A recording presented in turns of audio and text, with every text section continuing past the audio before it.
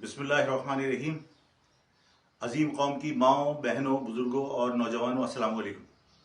माह रमज़ान का चांद नज़र आ गया है, आपको मुबारक हो। बहुत सारे लोगों ने चांद देखने से पहले ही अपने माल असबाब का जायज़ा लेना शुरू कर दिया होगा, ताकि ये अंदाज़ा लगाया जा सके कि कितनी ज़कात उन्होंने अदा करनी है। कुछ लोग अब चांद देखने के बाद हिसाब किताब लगाएंगे कि कितनी ज़कात उन पर वाजिबुल अदा है।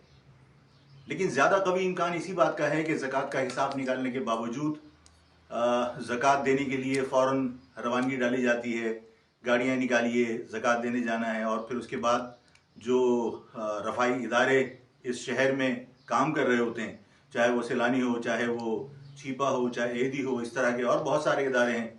या फिर इस तरह होता है कि जो दीनी और सियासी जमातों के कब्ज़े में जो दीनी मदरसे चल रहे हैं, वहाँ जाकर लोग पैसे दे दिया करते हैं, या ज़कात मजहबी जमातों को दे दिया करते हैं, और वही समझते हैं कि हमने ज़कात अदा करके अपने ऊपर से बोझ उतार दिया।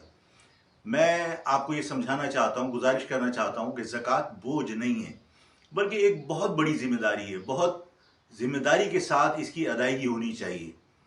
आप अपने अतराफ अपने ही लोगों पर निगाह डालिए, जो आज तारीख की बदतरीन महंगाई की वजह से उस महंगाई की चक्की में पिस रहे हैं। और मैं ये कहता हूँ कि महाजिर कौम के लोग, जो आपकी कौम के लोग हैं, वो तमाम लोगों से ज़्यादा बारीक पिसे जा रहे हैं।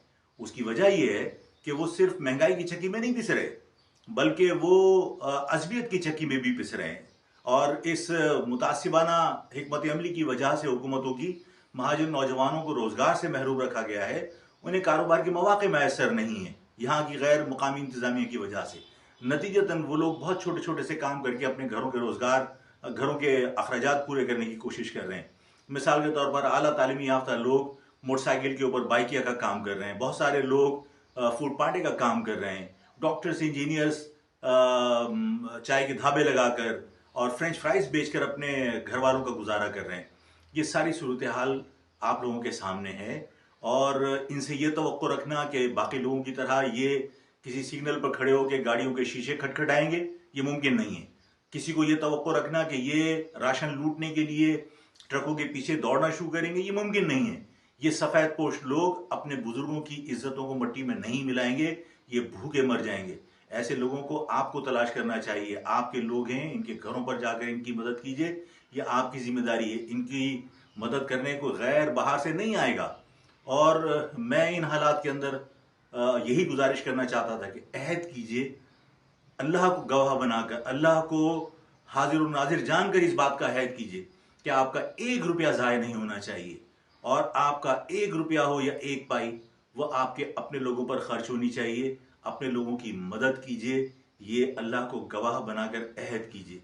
मैं अल्लाह से दुआ करता हूँ कि अल्लाह ताला हम सबको दुरुस्त फैसले करने की तौफीक अता फरमाए, और अल्लाह ताला इस पाकिस्तान के अंदर इस महाजिर कौम की शान और शौकत को हमें वापस लौटा दे। आमीन। अस्सलाम वालेकुम।